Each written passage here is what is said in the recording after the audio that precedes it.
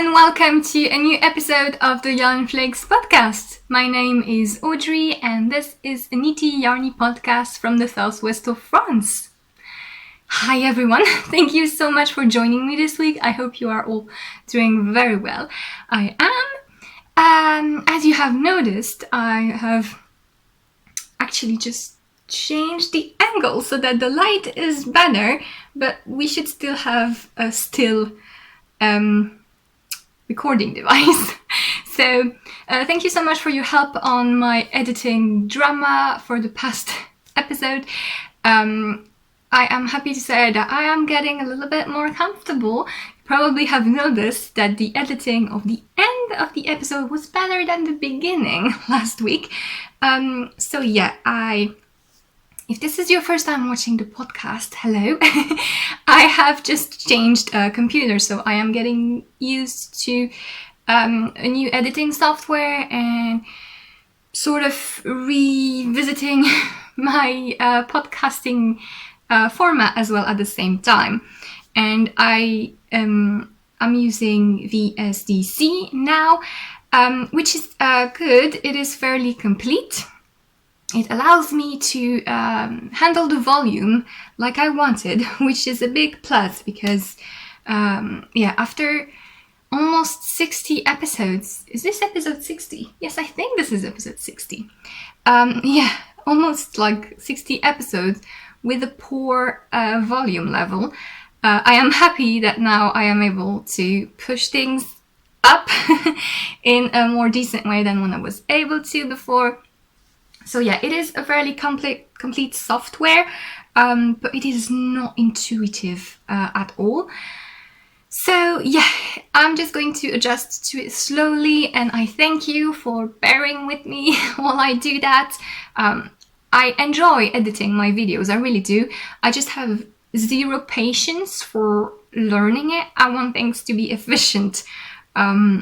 So yeah, I'll just discover bits and pieces as I go, and if I can't have something perfect right away, I won't bother with it, because I'd rather put out an episode for you guys weekly as I want to, rather than spending so much time trying to figure out the perfect editing method that I have a break of I don't know how many weeks.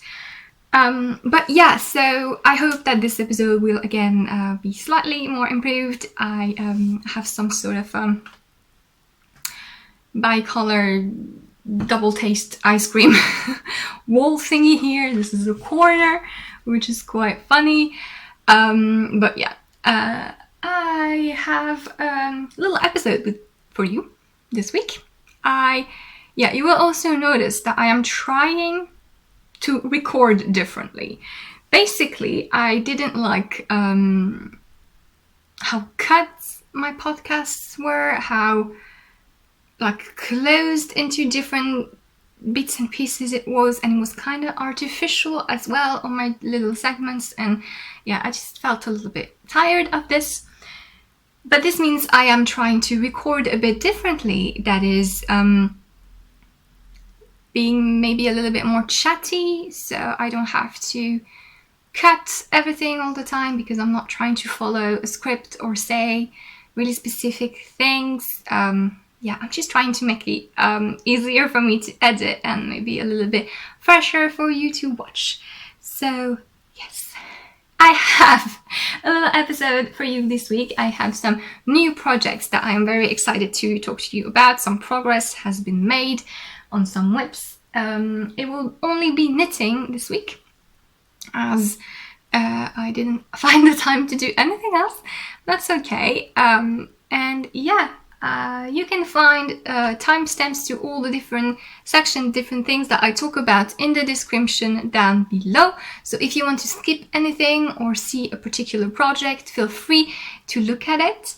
And I also put links to everything that I talk about, as well as my social media and patterns for sale on Ravelry.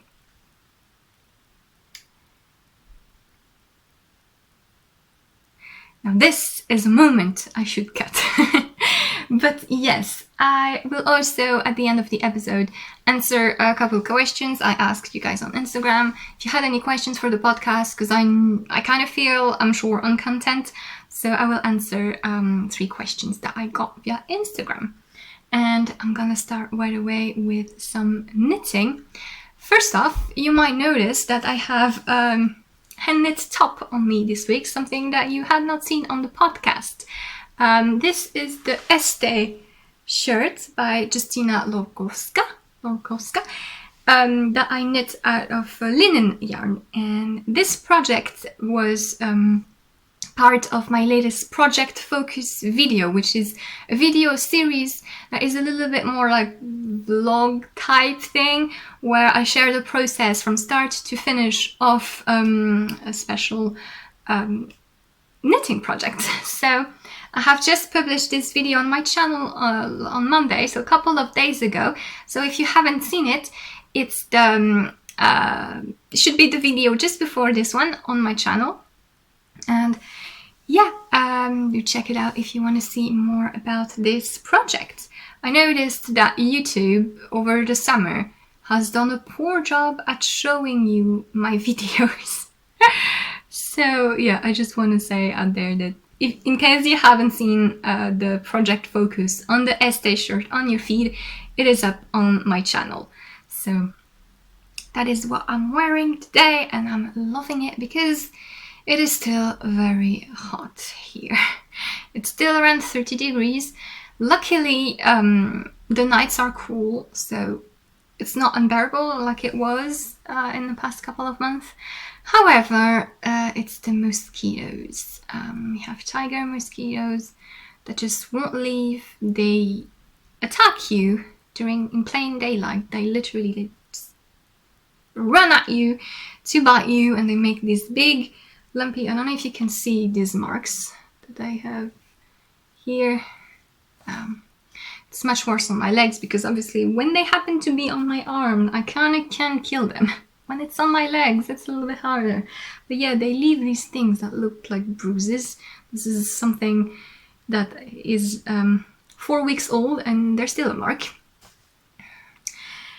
But yeah, so it's mosquito attack. So it's still hot, so I'm happy to be wearing this linen top. Anyway, I'm going to try and get to the point. I have been knitting on a few things, and I'm going to, this is my basket of whips, which has an array of different bags in it. And I'm going to see in which order I should present you things. Now this is new. This is, yes, I'm going to start with this. This is my first whip that I just want to show you, and this is a design I'm working on. So it's my Lucarne wrap, which is lacy wrap that I am knitting out of Cosmic Strings Yak single base in the penny colorway. I am not again going to spend 10 minutes saying how much I love both the base and the color. They're fabulous. But yeah, I'm very happy that I have done some progress on it. This design has seen a few setbacks. It is really, it is ready. I just need to execute the sample. And yes, so it is going to be a rectangular wrap that is, I'm going to write the pattern so that you can use however much yarn you want. So I have 800 meter of lace weight. And with my gauge, I'm going to have, I believe, a wrap that is going to be 1 meter 50. So yeah, that's a rather small shawlette type wrap, although it does wrap around your shoulder. But the way I'm writing the pattern is that I give yarn usage regularly so that you can just use however much yarn you want. So when I will call for testers for this, I will tell you that you can use a minimum of 800 meter, and if you want a bigger wrap, just plan more, maybe up to 1,200 meters, and you will be able to get a longer wrap because of how I'm writing the pattern. So as you can see, it's gonna be a rectangular wrap with a garter border, and I'm very happy because I can finally show you. It finally looks like something. And so you can kind of see how the design is actually going to be after weeks and weeks of setbacks with this. So there are two lace motifs that are alternating. First off is this one. I'm trying to, okay, maybe here you can see it. This one that's going like this, with stockinette column in the middle, and I started working the second lace motif, which is this. Try to be clever, Audrey.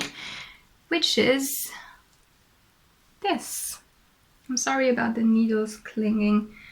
I am literally sitting in 40 centimeters, which is way too little for my butt. But yes. So you can see that second lace motif here. It's this sort of alternating diamonds. And so the first section of the shawl is this, just the first lace motif with stockinette. I have done now half of the second section, which is both lace motifs. It's going to be so much prettier once it's blocked. And then you have guessed at the end, this and this will disappear into stockinette and only the new motif will remain. So yeah, I have done half of the wrap. This is half of the wrap. And yeah, I am eager to keep going on it and get it ready for testers. So I hope that maybe in a couple of weeks it will be done. And yes, it's a little bit of an odd process for me, this design. Like I told you, I had some changes, setbacks, and the thing is ready, the thing is charted, and the fact that it is fairly simple to work, it makes me feel weird because there are no problems. So it's kind of like I'm knitting someone else's pattern, but it's my own. So I'm a little bit weird, as if, am I really designing this? Or, but yeah, I am going to put some work into it so that it's done, because I have some plans that are going to fall on my head fairly soon, and that I will have to work priority on those. I can't speak English, I can't form sentences today, I don't know what's up. But yeah, this is my Lucarne wrap, which is an upcoming design of mine. And I can talk to you about my other whip that you already know about, which could have been finished if I didn't put some sense in my head. I could not stop knitting on this. This is the Rotur sweater by Gotham Fibertails, and it is a yoke sweater with this brioche motif. And I finished the yoke. If you remember last time I showed you, I was about here, I think. I finished the yoke the day after the podcast. And I just wanted to keep going because now I only have the body and the leaves to go. It's decay weight and the leaves and the sleeves. That would be something. And the sleeves to go. And it's just very, very addictive. I'm not a huge fan of brioche because I find it quite repetitive. And I did the mistake of doing only very simple brioche projects. So it kind of unmotivated me to knit the more complex motif brioche shawls that I really like too. But this, why are there not more brioche sweaters with like motifs like this? This is very natural, very simple. It's just increases that make these kind of roots. That's the point of the design. This tree roots effect. I really like this. I'm not sure about the fit though. I'm gonna have to try it on. I have done all of the yoke, like I said. There's a little bit of color work here, which I think is really clever, because not only does it add the little dots, which are really pretty, it also helps the transition from the texture of the brioche, which is really thick and fluffy, to the plain stockinette, because the color work also is a little bit cushy. So it's really nice. And yeah, I need to work some increases, and then I'm going to be ready to separate the body and the sleeves, I think, so it's going to look like a sweater. But yeah, I really love it. It's very addictive. I really recommend that you check this pattern out if you like brioche. And I know many of you do love brioche, because it just knits up so quickly and it's so fun to do. And I really like how it looks. So the yarn I'm using, which I had a hard time settling on, is the rusty one, is Gotlandsk Pelsuld by Filcolana in the rust color, which is so beautiful. I love this color so much. I want to find more rusty, really rusty colors.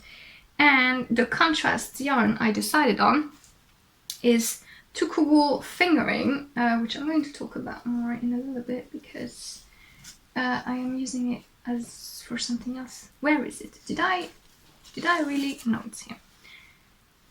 It's Tukuwool Fingering in the Uyo colorway, which is this movie thing.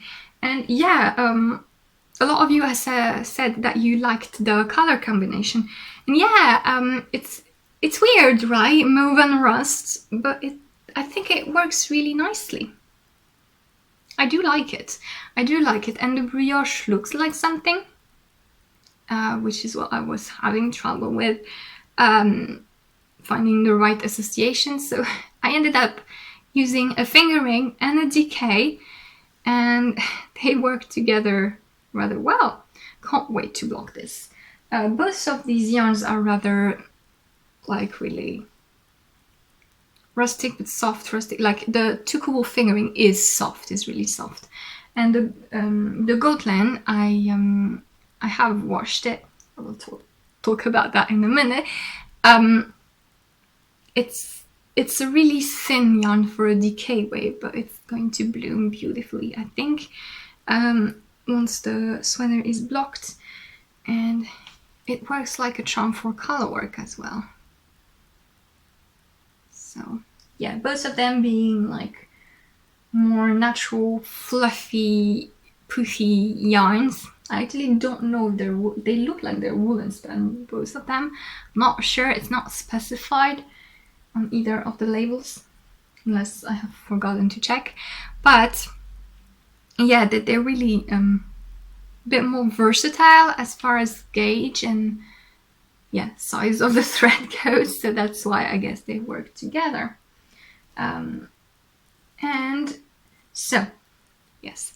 Last time when I shared this project with you, someone very kindly sent me a message on Instagram telling me to be careful with this, because they had knitted a beautiful pair of Selbu mittens, the Selbu mittens by Ellie from Skindeer, in this exact color with a cream, and this bled a lot, and their beautiful Selbu mittens were yellow and rust instead of white and rust.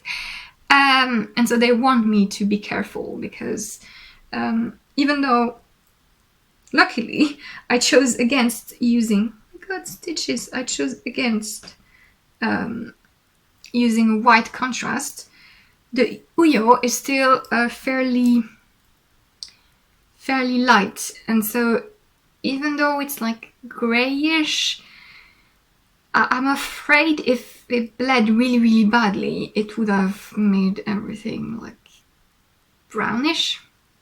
And so they warned me, which is very kind of you. I forgot your name, but thank you so much. And so what I did is that I immediately cut and washed my 3 skeins of Gotland.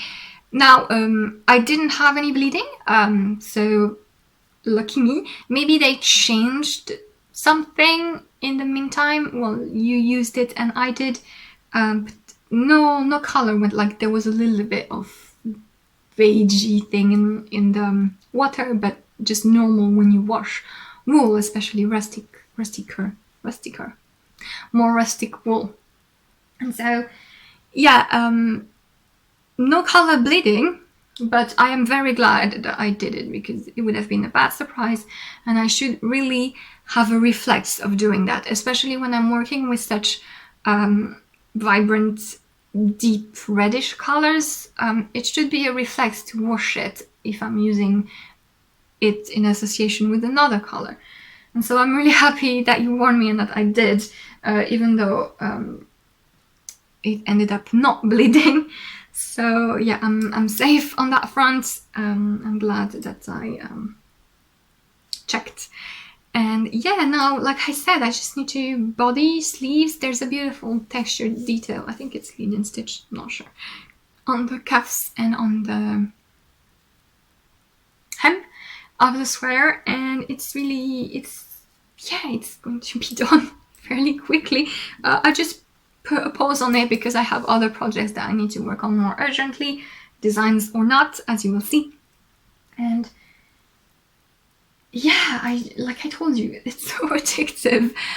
If I didn't have designs to work on and test it, I would have probably finished this by now.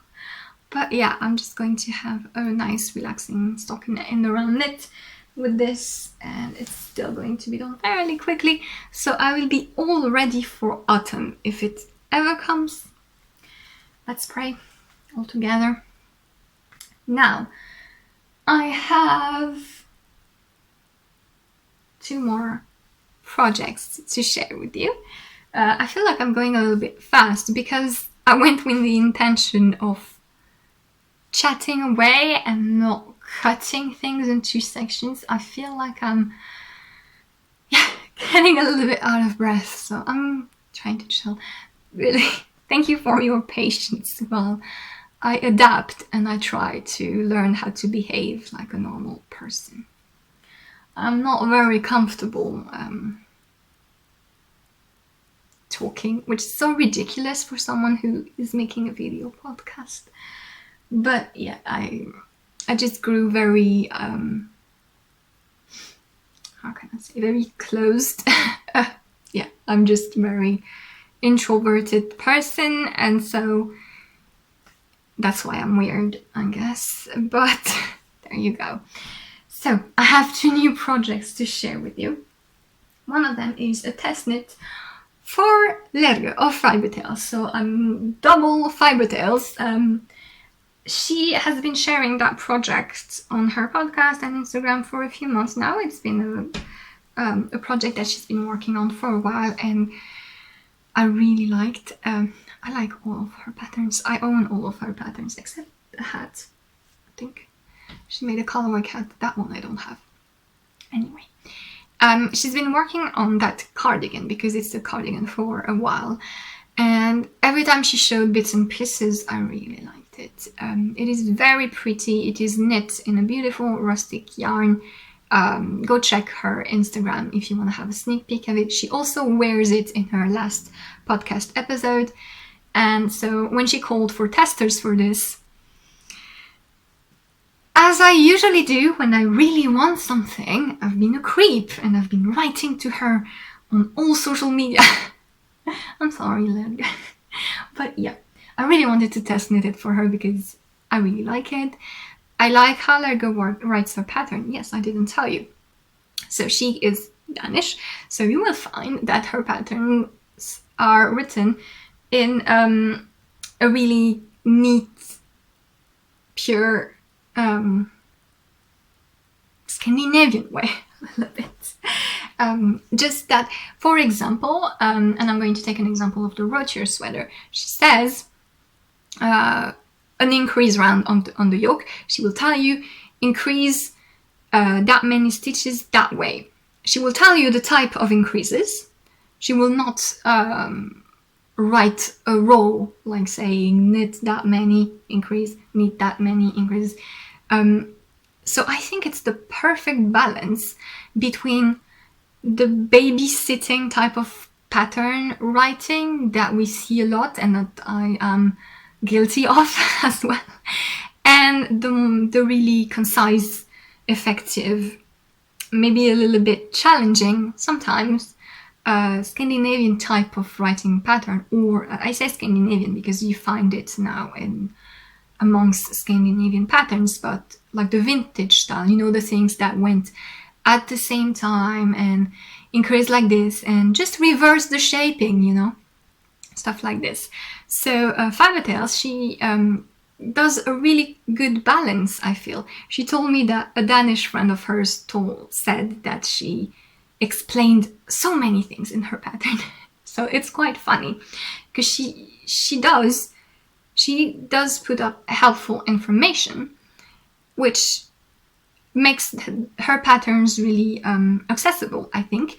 But at the same time, they're nice and refreshing, you know, they're really concise, they're really clear. You still need a few seconds, you know, to figure out, okay, I need to do this. Let's just make sure I understand and that everything works. And so it's really nice and fresh, and I really appreciated that. And so I also wanted to test this pattern for her because of that, because I always like getting a little bit closer to other designers' writing style, just because it's an inspiration and it's very interesting to put your own ideas into perspectives with other designers so that you improve your own pattern writing. And that is why I like to test knit for certain designers. And so I applied to test knit this cardigan. It is the Fjer Cardigan, and I asked a Danish friend to pronounce it for me. Hi, Louise. So I think I got it right, Fjer. It's quite funny. It means feather in Danish, but saying it like that, Fjer means proud in French. Proud in a positive way. We really say arrogant when we mean bad pride, so it's nice pride. It's a happy pride. So it's the Fjer Cardigan, and I am going to show you just next week. So it's knit in pieces. I am working on the back, and so hello, stockinette. So it's a cropped, loose-fitted V-neck cardigan with long sleeves, drop shoulder, and it has really nice textured details at some point. So here's a rib, and on the sides and at some other point there's a really pretty cable-like thing, and it is really pretty. It's how's it called? It's a caliper cable, I think. Anyway, it's really pretty. And so I'm working on the back. This is the wrong side. But yeah, I'm working on the back. I have all of this done. I have about 10 centimeters more, I think, until I start shaping for the shoulders. And yeah, I am using the Rerum Natura Albertine. When you something that ends like this in French, it's just in. We don't go ein, so it's Albertine. And it's their fingering weight, and it's their worsted spun yarns. So the Rerum Natura are well known for their woolen spun yarns like Ulysse, Gilliatt, and Cyrano. They're really, really great woolen, natural French and Portuguese merino blend. And they're really, really good yarns. But they have a range of worsted spun, which are smoother, you know, blah, blah, blah. And a little while ago, they kind of changed that range and added silk in it. So it's now 90% organic French merino from, it's Arles merino. And does that actually mean I'm not sure actually if they get their wool. I think they get their wool from shepherds in the Alps, but actually I'm wondering if they actually get shepherds from around here, because Arles is a city in the Mediterranean coast in the south. It's not so far from where I live. Basically, the Rerum Natura are in Toulouse. I'm right next to Toulouse, and Arles is down at the sea. I don't see any shepherds around there anyway. They just have flamingos, but you know, I'm rambling.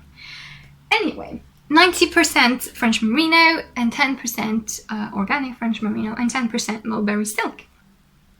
Which, yeah, it's I have made a swatch, and so as you can see, it's drapey, it's nice, it's soft, and it's a really round, puffy, super elastic, bouncy thread.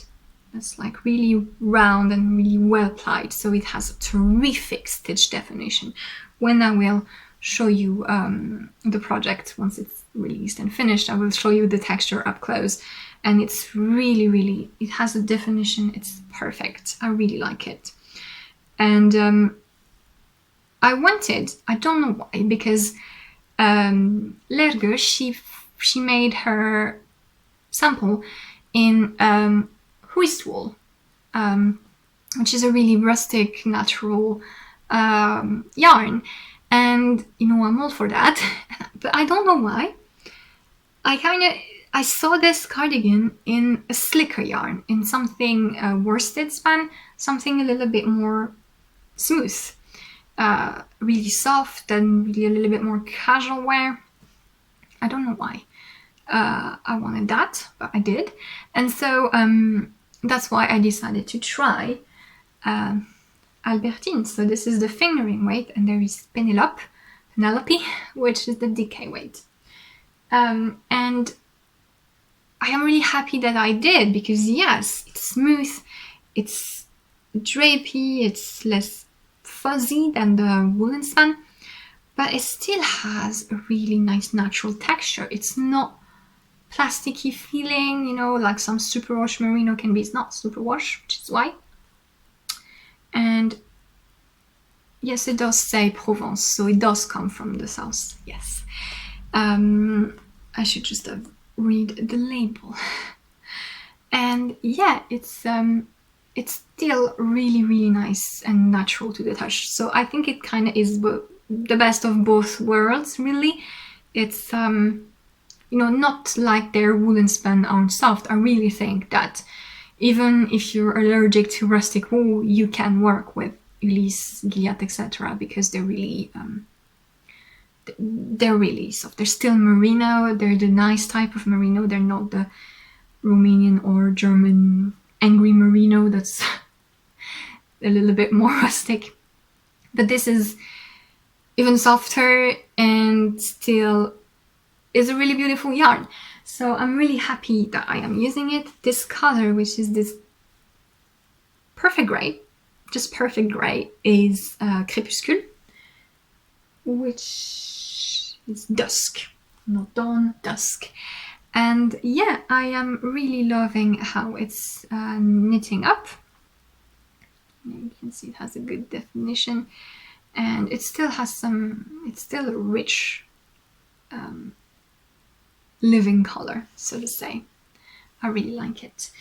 And yeah, I can't wait to work on this some more. The deadline is the end of September, which I think is really doable because I haven't worked on it really intensively, and like I said, I only need about 10 centimeter more for the back.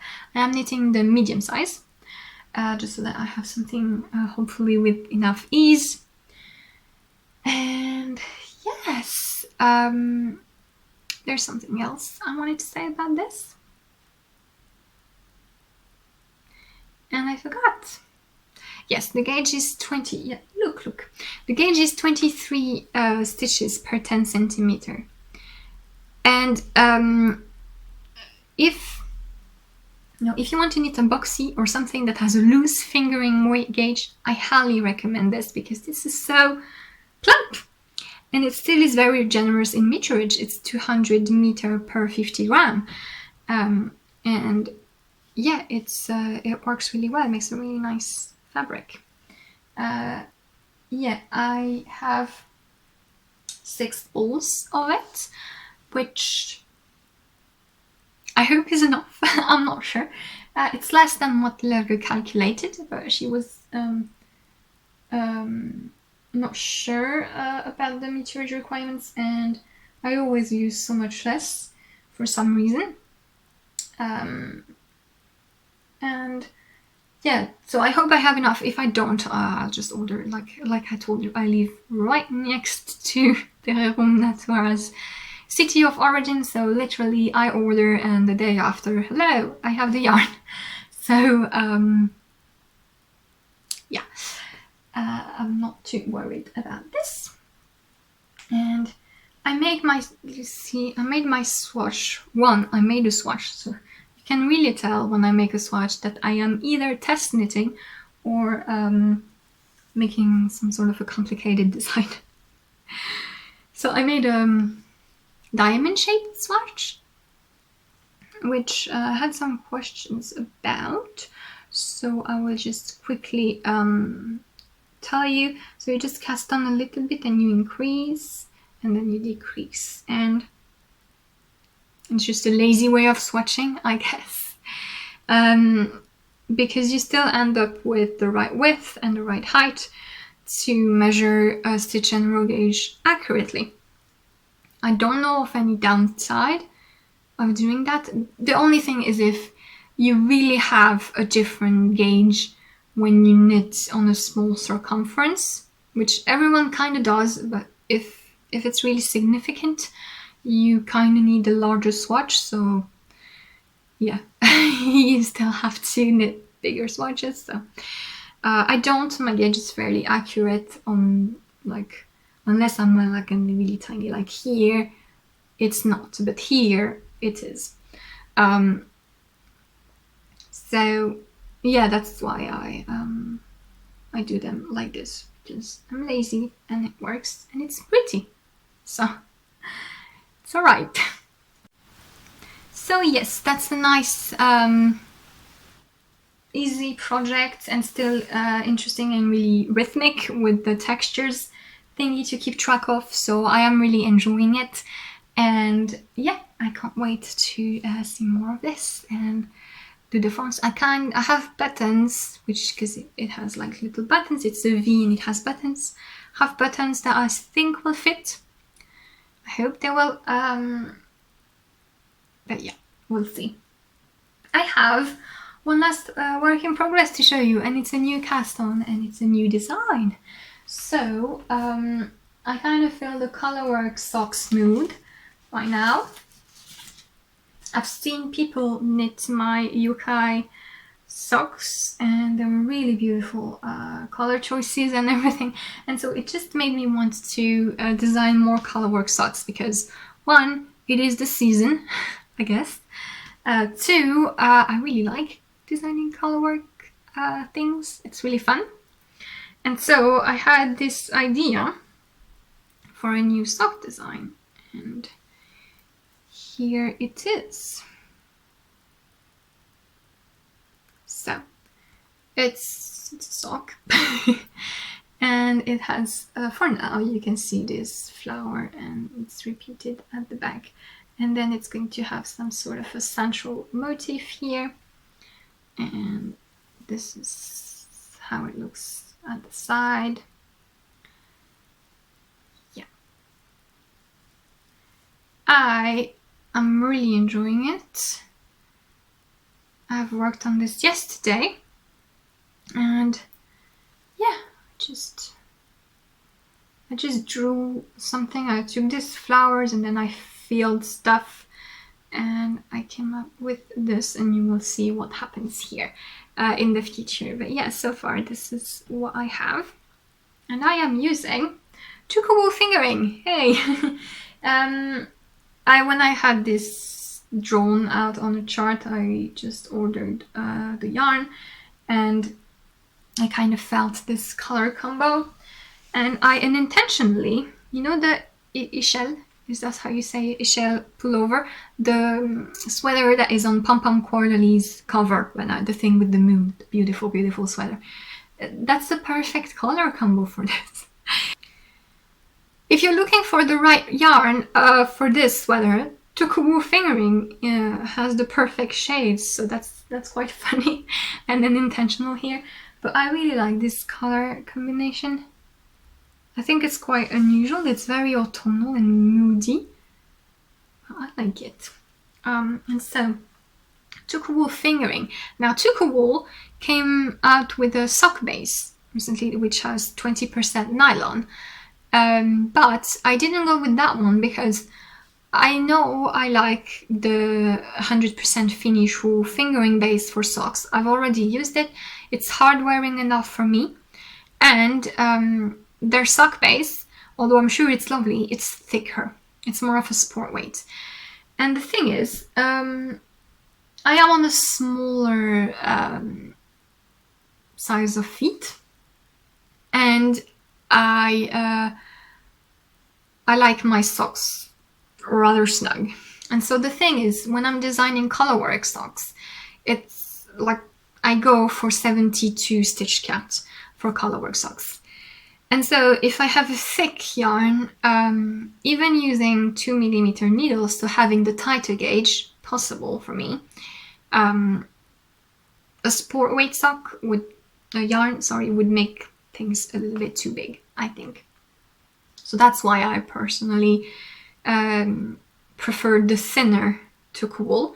It also has more yardage, and I'm not sure if I would have had enough. It's ridiculous. I think I would have had enough out of the Tukuwool sock, which has 160 meters per 50 grams. But the fingering has almost 200, and I preferred to go on the safe side. I also didn't want to have my sample knit in a yarn where you'd need to buy 2 skeins just to use 5 grams of the second one. I really hate that. So I try to avoid this sort of things in my designs. It's not always easy, especially since no matter how much you say, check your gauge, people sometimes don't have the same gauge as you, so they're going to use more or less of the yarn. But hey. So that's why I used the fingering 100% wool version. And yeah, it's working out really well. So, like I said, I am having a rather tight gauge, about 9 stitches, 8.5, 9 stitches per inch, for 2.5 centimeter. And yeah, so as usual, sizing colorwork socks will work with the gauge. If you have my Yukai socks pattern, you know that I give you the formula so that you can determine what gauge you need for your foot circumference. So that's how I like to size the colorwork socks patterns, because adapting the chart, sometimes it doesn't work and you end up with something so different. It's not worth it, especially when it's like larger motif like this. It's just easier to size. It's not really grading, I'm aware of that, but it's easier to size by changing the gauge. So that's why I give you the formulas. I tell you what you need to do to figure out your gauge. And you know, it's not rocket science. You start knitting, you try it on. If it works, it works. If it doesn't work, you know if it needs to be bigger or looser. And I will also use that method to in my colorwork hat pattern that I talked about in a little bit, because it's the same principle. It's even easier on the hat to change the gauge to get a slightly different size. So I will have indication on that pattern on how to do that. And this method of sizing colorwork by changing gauge has Ellie from Skanderneat seal of approval. So you're my alibi, Ellie. But yeah, this is what I'm doing, and so far I tried it on. It looks nice and comfy. Colorwork socks never really are really snug socks for me, just because, you know, I like to wear them either as house socks or in like larger, in boots, like a really autumnal, wintry outfit. So that's why I can get away with them being more comfortable. But yes, this is the motif right now, and look at my floats if you want. Oh, what is this? Why? If this happens, you just pull it. So you can see, people are always stressed about their colorwork float. Just pull it. I just arranged that slightly differently. I'm not too stressed about these things. I catch my floats every 6 stitches in fingering weight, because frankly I can't be bothered to do it more often. And this chart, I will not say it's beginner colorwork, although there's nothing complicated. It's just that especially on the side here, you kind of need to catch floats on several rows in a row. So it's not the easiest, most mindless thing. It's still fairly simple. I'm just putting it out there. Maybe if you've never done any color work, this will not be just it. Unless you're very comfortable with socks.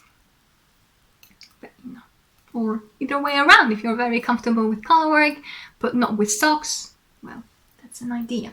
The colors I'm using now, I really should have given you their names before. So this mustardy yellowish olivey thingy is Valo. So it's 122. No, H. It's an H. H22. And the other one is Tyyni, I think, because it's Y. If I remember correctly, Y in Finnish is U.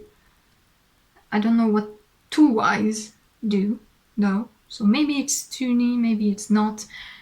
Either way, it's H27, and it's just this really dark blue, navy blue. And I think they looked really good together. And I really love Tukuwool Fingering for color work, and I really need to make a sweater. We can get, like, this would be the yoke, this would be the main body. What do you think? They have so many beautiful colors and such a nice depth to them. And yeah, it's effortless color work because the yarn does the job for you. It just fills in the spot. It's absolutely beautiful. It's really nice and easy. And yeah, these socks don't have a name. I have no idea what to name them. I don't know. They don't scream anything at me. I have no clue. So in my Ravelry project page is called Asock as no name, because yeah, Asock as no name. I don't know. Do you have any ideas? Maybe when it will actually be the complete motif, I will ask on Instagram. In the meantime, if this inspires you anything, any name, just tell me, because I have no idea what to name these. And I think that's it for my works in progress. And yeah, that's all I've been knitting this week. I actually managed to talk quite a while. That's what you get for rambling for so long. But yes, that's all the making for this week. I want to answer the couple questions that I got on Instagram. The first question is, what is your fiber dream? Do you hope to become a full-time designer? Yes. I have done multiple things fiber related, really. I have sold weavings, wool hangings and stuff. I have dyed some yarn. I like to dye yarn from time to time. And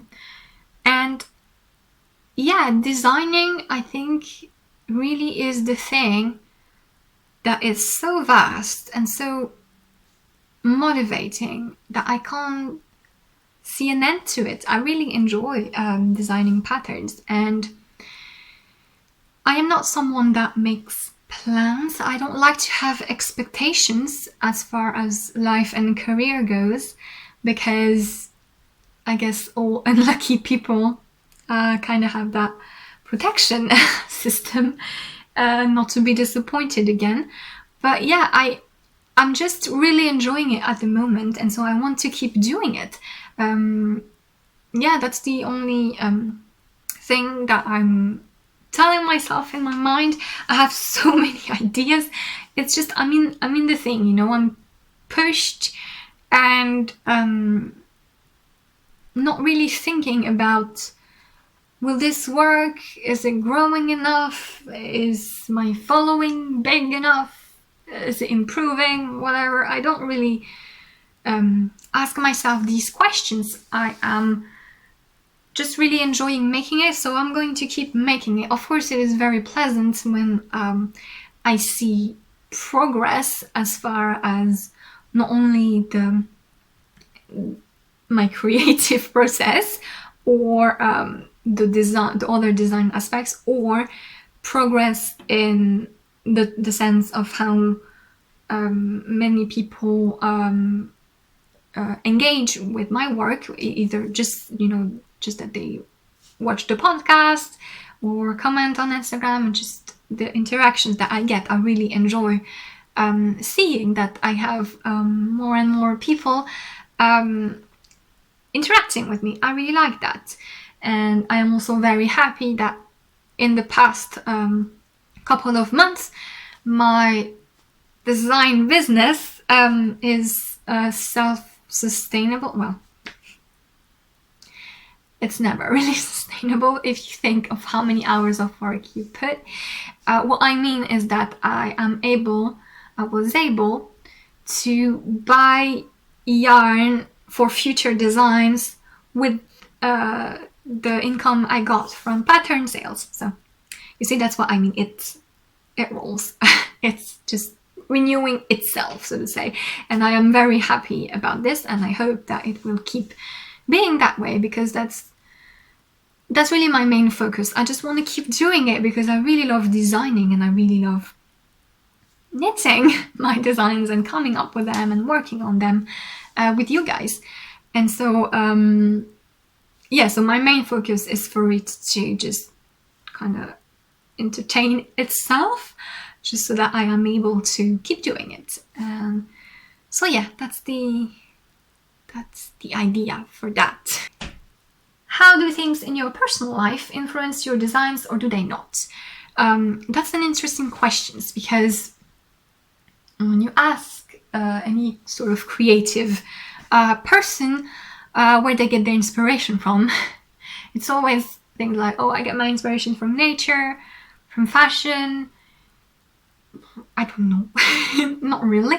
I think it's all of it is in unconscious, subconscious, and so it's quite hard for me to pinpoint if specific things inspire me. The thing is, I know what I like, I know what I'm attracted to, and yeah, I guess it kind of transpires in the designs themselves.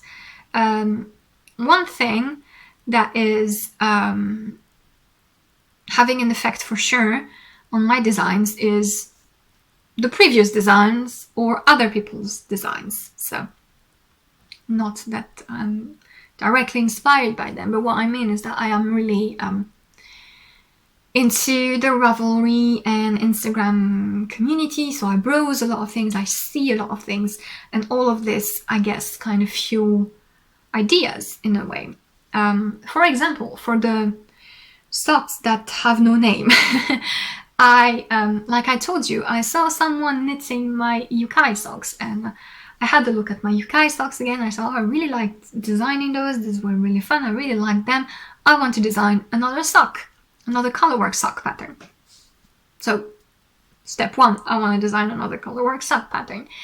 And then I ended up one evening, like you do on my phone, I was browsing Ravelry's pattern for colorwork socks because I was looking for something Latvian braid related. I wanted to figure out something with Latvian braids on socks, and I wanted to see what was up there regarding that. And I came across a pattern that is called a flower garland something. I will put it's a pattern by Ode Geo, is that a name? I don't know. I will find it again and put it here because it's a lovely pattern, and it's a colorwork sock pattern that has, well, a flower garland on it and something that swirls like this all around, and it's a really beautiful design. I really liked it, and so it kind of made me think about flowers, and so I went into colorwork sock flower design. And so that is how I, browsing my stitch patterns, I found a flower colorwork motif that I liked. I put it on my chart, and then I started arranging things and adding up little bits and pieces, and yeah, that's how that design came to be. And I think a lot of my designs happen like that because I've seen something else that just connects and little by little makes like a snowball, you know, adding stuff to it and refining itself. Yeah, that's how most of my designs came to be. So I can't really say if anything else in my personal life influenced my designs, you know. I spend my days with my dogs and my cats, so as long as I don't design a sweater with a French bulldog face on it, no, that is not going to be a thing. Yeah, I don't know how that much. Maybe you can always say that someone's culture is reflected in their work, but that's always like a delayed narrative. You know, it's like when you look at biographies of authors or inventors, they always go something like, oh yes, in their childhood they liked to do this, so that's how they became these really successful whatever. You know, we all like doing things in our childhood, and we don't always all become that successful thing that is sort of related or not. So yeah, it's always easy to find tracks afterwards, but I don't necessarily think that the process is that neat and that it's not fate from the start. It may look like fate afterwards, like the fact that my last name means lamb in Spanish. Isn't that funny? But yeah, I didn't get my last name because I wanted to knit and design knitwear. You see what I mean? Yeah, I kind of went in another direction with that question, but yeah. And the last question is, how do you feel about Henry Cavill playing Geralt in The Witcher? That's a question by my boyfriend, who thinks it's very funny. So if you don't know, The Witcher is a fantasy book series that was adapted in a video game. It's very popular. Everyone thinks it's the greatest thing ever invented, but it's fine. It's a nice, I know the video games, it's a nice video game series. It's cool, okay? It's not the new Lord of the Rings. Chill a little bit. But the thing is, they're making a movie adaptation out of that universe, and the main character Geralt, is a middle-aged, like older man with lots of scars, really like bulky, a little bit, a little bit like grumpy. It's a rather dark and violent environment. He's just really manly man. Why is it so dark all of a sudden? Yeah. And apparently they casted Henry Cavill to play him. That doesn't work. I know I'm all for actors transforming themselves. I just think that in that case, Henry Cavill is so clean. It's really unfitting with this character. That's why if they stopped ruining the movies, he would make a good Superman, because he's so neat. And I don't think it matches The Witcher's main character aesthetic. It's as if they casted Legolas to play Aragorn, Viggo Mortensen would have been a really obvious, easy choice. Maybe not perfect, but certainly a little bit more fitting, I think. There you go. Stop annoying me with that fact. I do not care about that movie anymore.